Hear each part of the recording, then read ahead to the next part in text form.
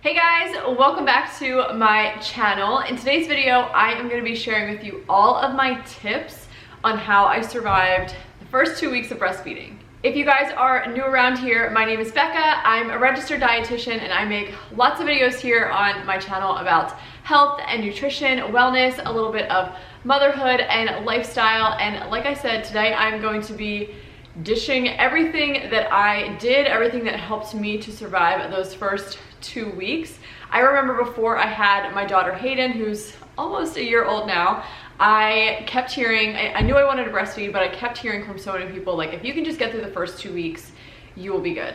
And I do think there's some truth to that. The first 2 weeks are like a super critical time.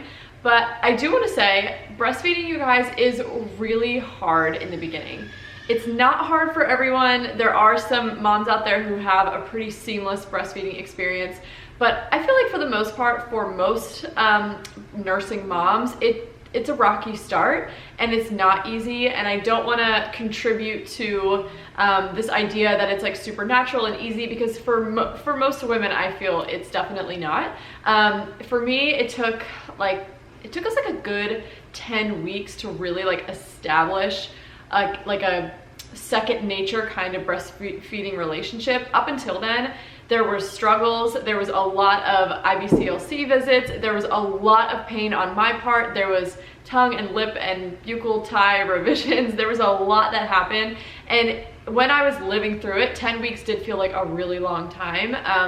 But it wasn't all, every feeding every day wasn't terrible, there was still so much joy in it, even though there were some struggles. And I can say now, we are still nursing, and she's just about 11 months old.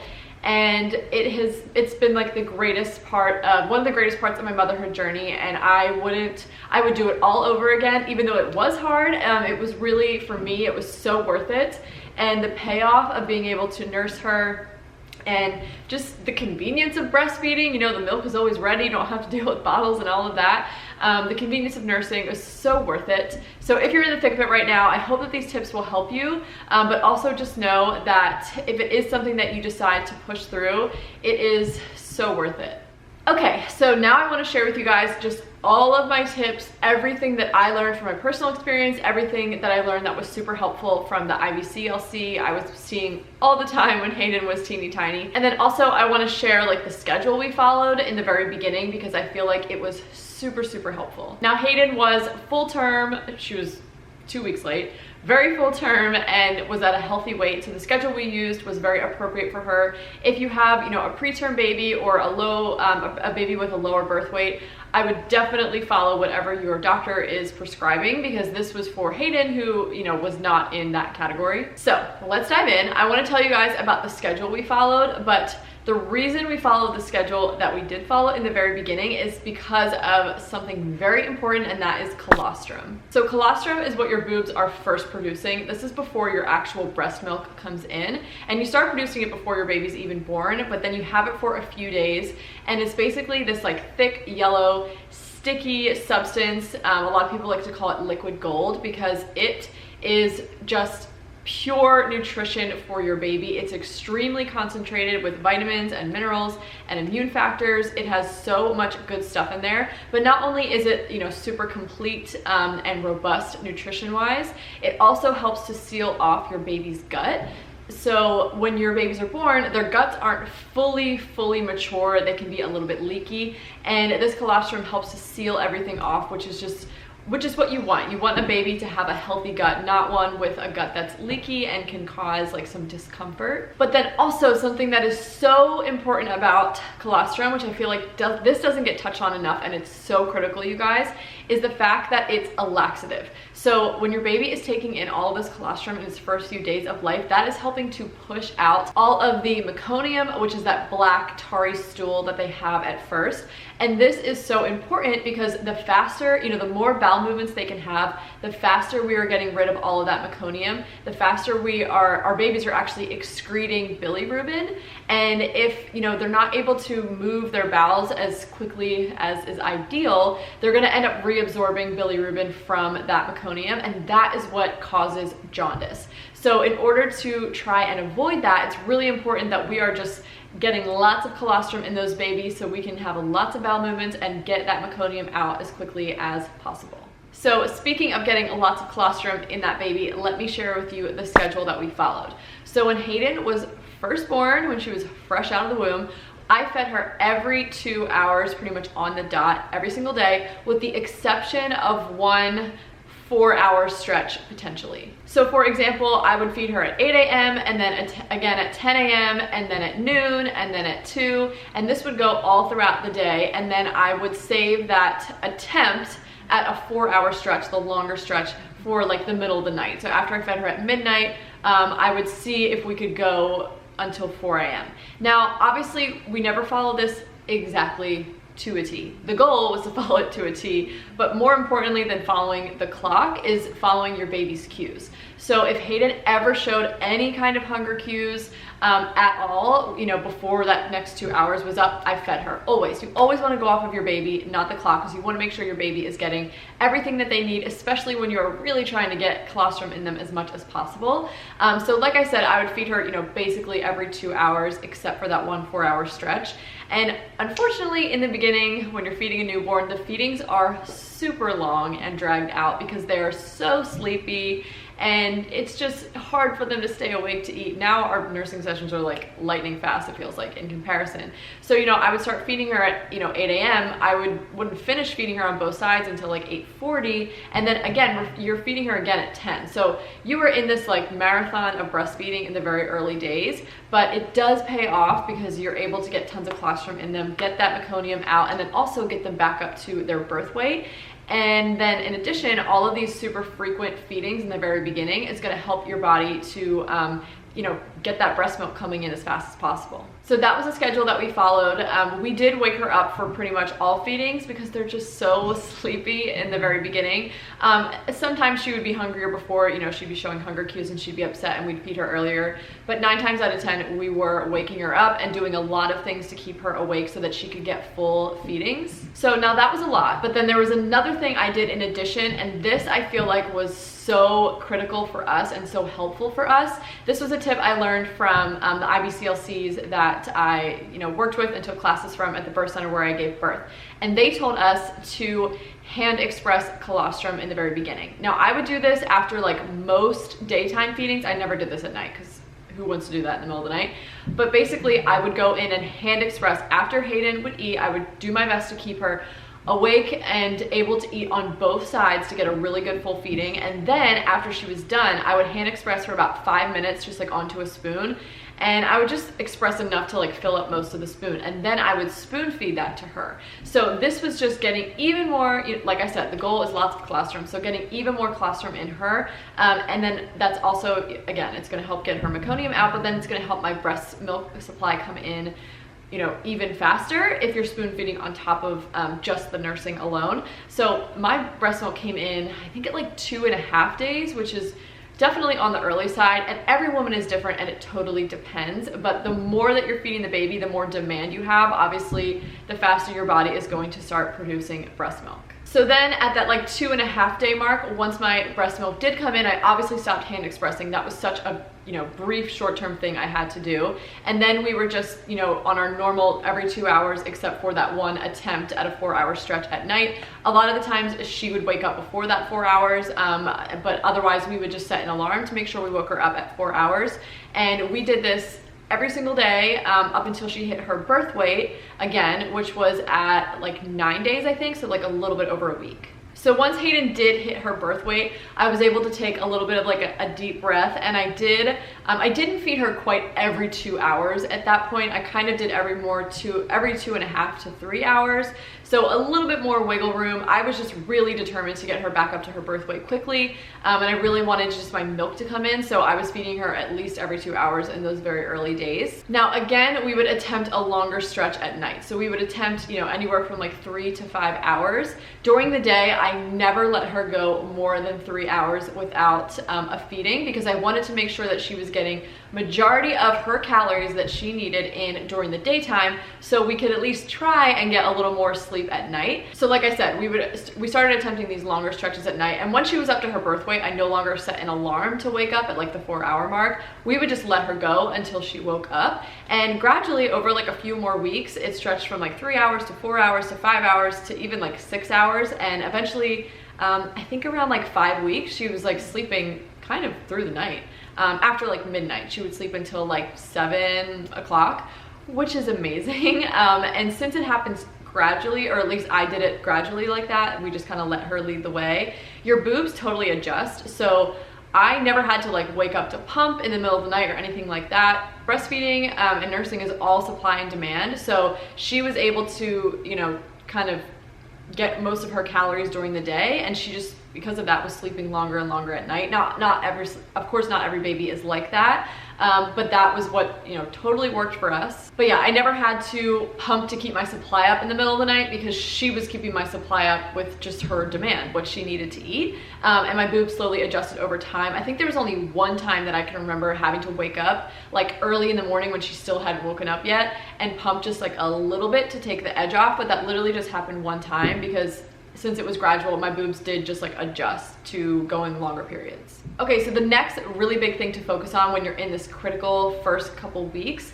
is the baby's diaper output. So when you're nursing, it's kind of like invisible milk, because you can't really see, you have no idea how much they're getting. You might see some dribble out the side of their mouth, but other than that, you can't even see it. You don't know what they're actually getting. You don't know how much is going into them. And that can be a little bit tough mentally in the beginning, because you worry about your baby. You want to make sure that they're getting enough. And obviously going off of like their demeanor and feeding cues is helpful, but the best way to know if they're getting enough is their diaper output. How many wet diapers, as in pee diapers, they're having, and then soiled diapers, as in poopy diapers. So what I went off of was 1 wet diaper per day for every day of life up until your milk comes in. So that was only like 2 days. So 1 wet diaper a day for like 2-ish days. And then once your milk comes in, and they're obviously getting so much more liquid and not this like super concentrated, sticky food substance, you want to see about like 5 to 6 wet diapers a day. And then for dirty diapers, I was looking for like 1 dirty diaper, you know, per day for each day of life,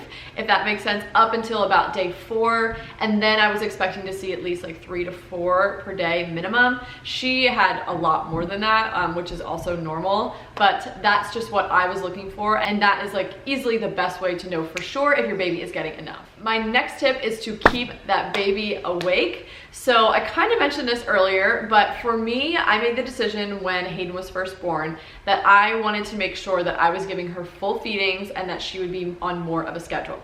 Now, some moms are more like on-demand feeding and like throw the schedule out the window, and just whenever the baby's hungry, that's when you feed the baby. There is no wrong way to go about this. Both are great, safe, healthy ways to feed your baby. It's more just your like opinion on what you want to be doing like with your newborn life.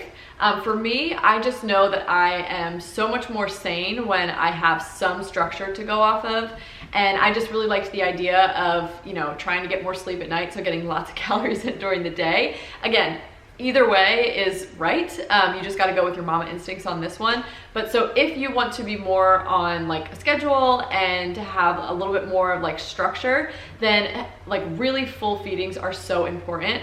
I feel like in the beginning, you either can develop your breastfeeding relationship as like a baby who eats meals or a baby who just like snacks all the time. Again, neither one is wrong. It's just what you want.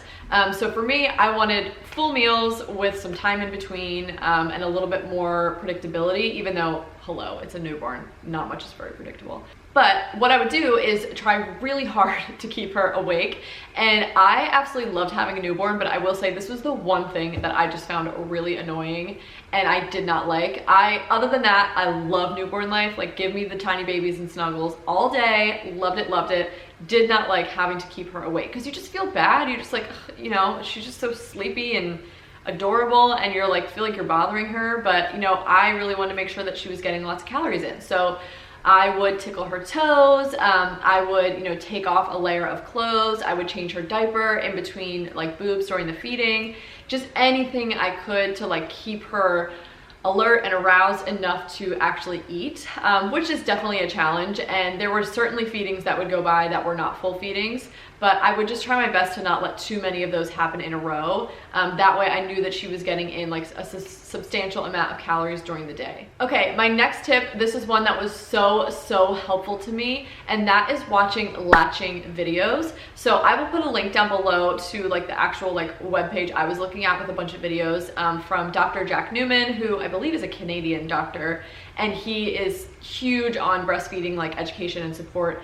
And I would basically watch, you know, because you see like, you know, pictures and things like that online, and you hear descriptions of what's supposed to be happening, and you see people, you know, use dolls on apples and whatever, but actually seeing like a boob with a nipple with a baby's mouth going on it, I'm a visual person. I needed to see that to like actually fully grasp what I was supposed to be doing with my boob and my nipple and my baby's mouth. Just being able to watch what's supposed to be happening over and over, you see like, okay, now I get what you're talking about, because it's a lot of moving parts. The baby's head has to be at a certain angle. You need to be like squeezing your boob a certain way, but you don't want to be leaning forward. You want them to come back, and it's like, there's a lot going on. You have to wait for their mouth to be open. Like there's just, it's something, a skill that has to be learned for sure with every baby and every mom. And watching videos to actually see it live was so helpful to me. And then also in addition to that, watching what a good transfer is, meaning transfer like swallowing of milk. So you'll see like when babies are sucking, it's just kind of like a little like of their chin, but when they swallow, it's more of like a bigger dip, and you can kind of see them swallow. So not only seeing how to latch, but then also what to look for to know that your baby was actually like taking in milk and not just sucking and not getting enough. That was also super helpful too, because it's another thing you have to learn. The next thing that was super helpful to me in the early days was using a nipple shield. I tried to find mine. Those are clear. I don't even know where it is, so I can't show you, but it's just a clear little nipple shield. You can get them literally anywhere that sells baby stuff. Now, a little disclaimer here. I was taught that if you're going to use a nipple shield, you should absolutely be seeing a lactation consultant or an IBCLC to make sure that it's actually working, because that is an intervention that could mess with your baby's ability to actually transfer milk and be eating. And you want to make sure that that's happening, because if baby's not eating, obviously not good for baby, but then not good for mom, because your supply is going to drop. So I just wouldn't mess around with this. I used it because they recommended that I use it, because I was dealing with a ton of pain in the beginning. Hayden had all kinds of ties, and it took a long time to, you know, get them revised and then reteach her how to eat, and eventually all worked out, and I was pain-free breastfeeding after like I said, like 10 weeks. But I used this in the beginning, and it was just really helpful because my poor nipples were so sore. They weren't like torn up and blistered and bleeding and cracked. They were just really sore. So I just needed to use the shield sometimes just to give my nipples a break. And I personally didn't have any issues switching off of the shield because I didn't actually use it at every single feeding. I did kind of like both. But anyway, I wanted to mention that because it was something that was really helpful to me. Another thing that was so helpful in the early days to help with my poor sore nipples were these little silver cups. They're called Rets. You can get them on Amazon. I'll link them down below. And these were a little godsend for me. So they're basically like little, they're made of silver, and they're basically like little nipple hats. Like that's the best way to describe them. And you put them right on your nips in your like nursing bra. And these were so helpful because my poor nipples were so sore, and just to wear a nursing bra or like a nursing tank and have them be like squashed in there, oh, it was so painful. And then if my nipples would get hard, like forget it. It was so painful. So these little cups not only like protected my nipples from being smushed by my bra or shirt, but also if they did get hard, there was like room to grow. So they wouldn't get, it helped so much with the pain. Now silver technically is like antimicrobial and has like healing properties.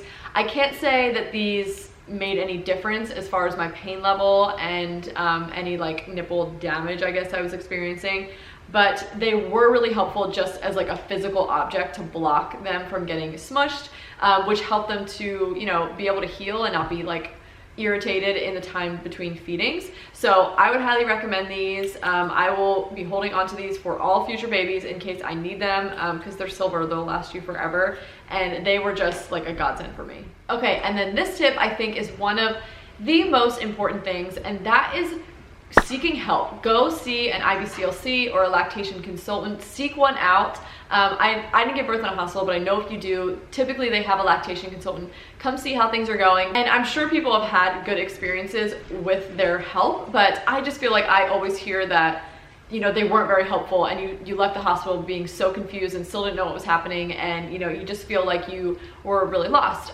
So go see an IBCLC or a lactation consultant, because they are truly angels. They can watch your latch, they can watch the baby's transfer, they can analyze everything that's happening, they can do weighted feeds to see how much your baby is actually drinking, so you have actually an idea of what they're getting.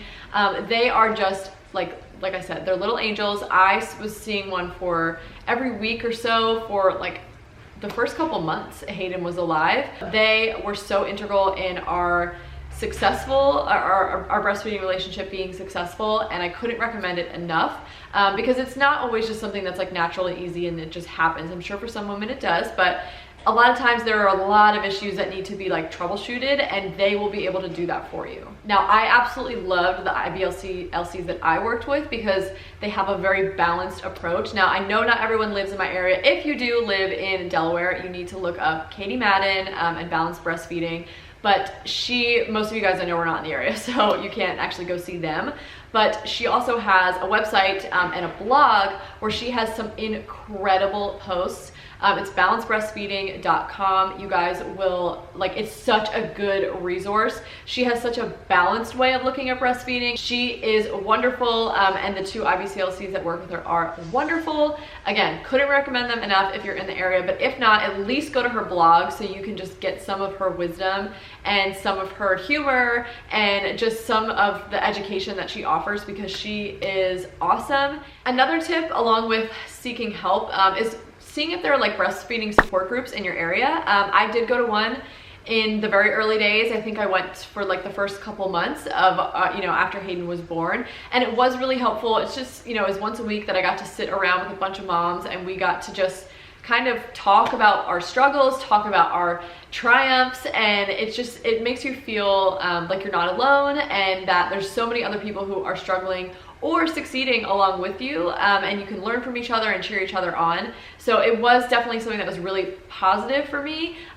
Once we kind of started getting our nursing relationship down and things got a lot easier and like just more casual, I did stop going, because it can feel like a little negative, because it's just a place where all these moms are coming to like dump all of their struggles and issues because they feel like they can't do it on anyone else, which is amazing that there is places like that for moms to go. In fact, it's like really necessary. But in the beginning, when I was struggling and things were hard, it was so refreshing to go and hear that it wasn't just me and that we were all kind of in this together. So I would definitely look into some breastfeeding support groups in your area to see if you can hook up with some other moms, especially with babies like who are super tiny and around the same age as yours, because it's really, it's helpful. Okay, you guys, so those are all of my tips. I hope that you found this helpful. If you are pregnant right now and you've got a baby on the way that you plan to breastfeed, I hope that you will take these tips into consideration, and that maybe they will even help you on your journey. And if you are in the thick of it right now and you are breastfeeding and you've got a newborn and you're struggling,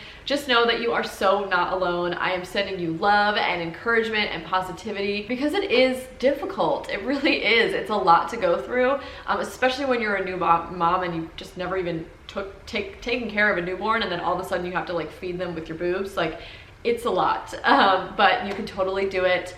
And I will say, even though we had a lot of struggles early on, so worth it. They seem like it seems like such a brief period of time now, when I know when you're living it, it's not.